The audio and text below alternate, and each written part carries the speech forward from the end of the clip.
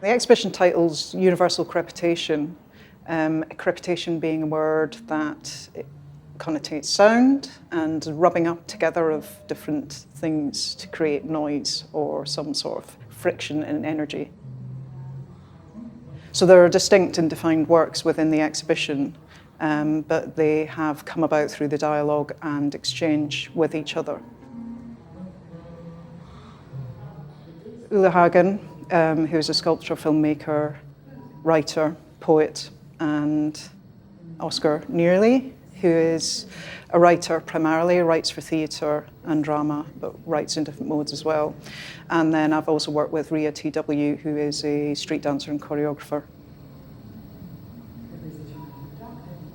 Something that's inherent in them all is the use of sound, use of movement, and that exchange of energy.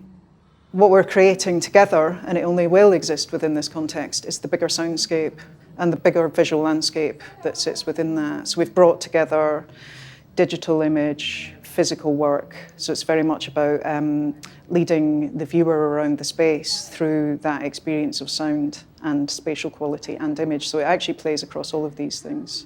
So maybe it's expanding the remit of sound image into that physical experience as well.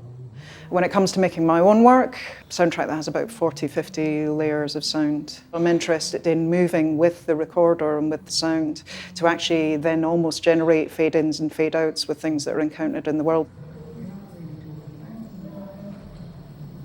And again, in bringing multiple sound works together, so we have a spoken piece for voice, which drops off into abstract territory by Oscar.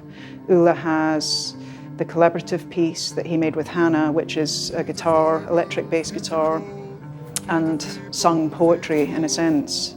So those things are hitting off each other. And Ole's film, which is a very distinct piece of work, but how all those layers of sound actually sit together within this bigger sonic landscape.